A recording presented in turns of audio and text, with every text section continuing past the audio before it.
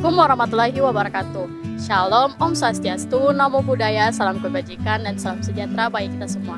Halo teman-teman, perkenalkan nama saya Nurdia Kausaha dengan NPM 020424111143 dari kelas 1C Manajemen Universitas Hairun Ternate.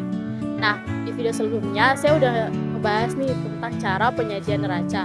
Di video kali ini saya akan ngebahas tentang laporan perubahan ekuitas. Langsung aja kita ke materinya. A few moments later. Nah teman-teman, laporan perubahan ekuitas adalah laporan yang menyajikan perubahan pada komponen ekuitas suatu entitas selama satu periode. Ekuitas mencerminkan nilai sisa yang dimiliki oleh pemegang saham setelah seluruh aset dikurangi dengan kewajiban. Laporan ini digunakan untuk memberikan informasi kepada pihak internal dan eksternal tentang faktor-faktor yang memengaruhi ekuitas, termasuk kinerja keuangan perusahaan, kebijakan distribusi laba, dan transaksi pemegang saham. Fungsi laporan perubahan ekuitas yang pertama ada evaluasi kinerja, menunjukkan bagaimana keuntungan atau kerugian memengaruhi modal. Yang kedua, melacak perubahan modal, berguna untuk mencatat setoran tambahan atau penarikan modal. Yang ketiga, dasar pengambilan keputusan, mempermudah manajemen dalam menemukan strategi seperti pembagian dividen atau kebutuhan tambahan modal. Nah, ada 5 elemen yang tercantum dalam laporan perubahan ekuitas. Yang pertama, saldo ekuitas merupakan jumlah ekuitas yang ada pada awal periode, diperoleh dari neraca periode sebelumnya.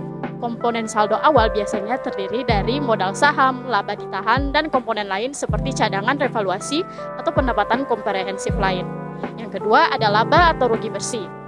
Laba bersih dari laporan laba rugi periode berjalan ditambahkan ke ekuitas. Jika terjadi kerugian bersih, jumlah tersebut akan mengurangi ekuitas. Yang ketiga, transaksi dengan pemegang saham. Setoran modal, penambahan modal dari pemegang saham akan menambah ekuitas.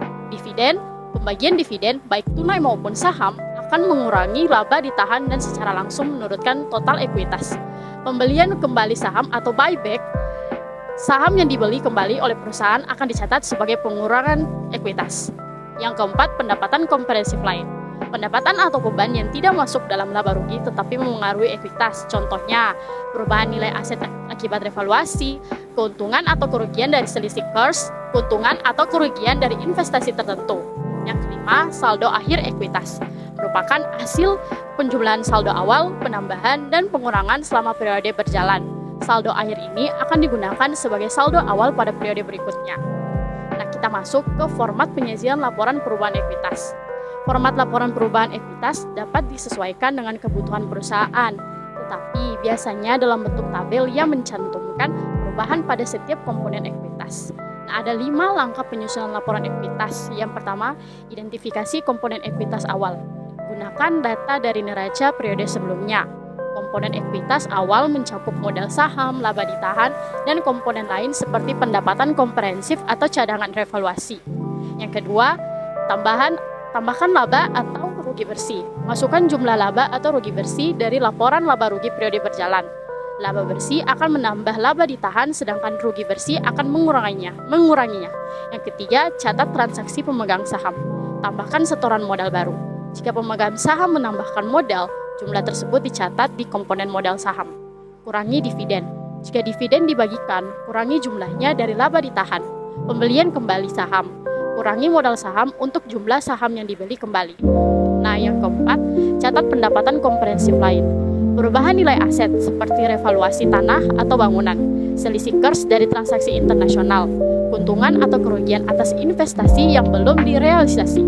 Pendapatan komprehensif lain akan dimasukkan langsung ke kolom yang terpisah. Nah, yang kelima, hitung saldo akhir ekuitas. Jumlahkan seluruh saldo awal, penambahan, dan pengurangan untuk mendapatkan saldo akhir. Yang kedua, pastikan saldo akhir ekuitas ini sesuai dengan angka di neraca. Nah, analisis laporan perubahan ekuitas. Laporan ekuitas memberikan informasi penting yang dapat digunakan untuk analisis keuangan, seperti yang pertama, kinerja keuangan.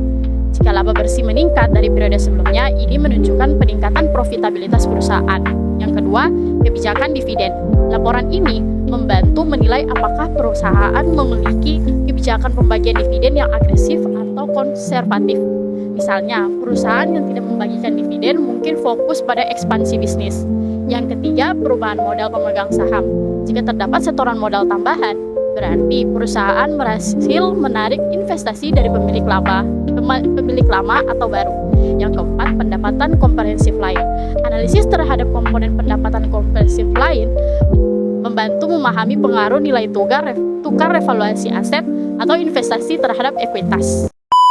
Nah, teman-teman, itu aja yang ingin saya sampaikan tentang materi kali ini. Semoga bisa bermanfaat dan mudah dimengerti oleh banyak orang. Wabillahi taufiq wal hidayah. Wassalamualaikum warahmatullahi wabarakatuh. Jangan lupa like, comment, share, and subscribe. Bye-bye.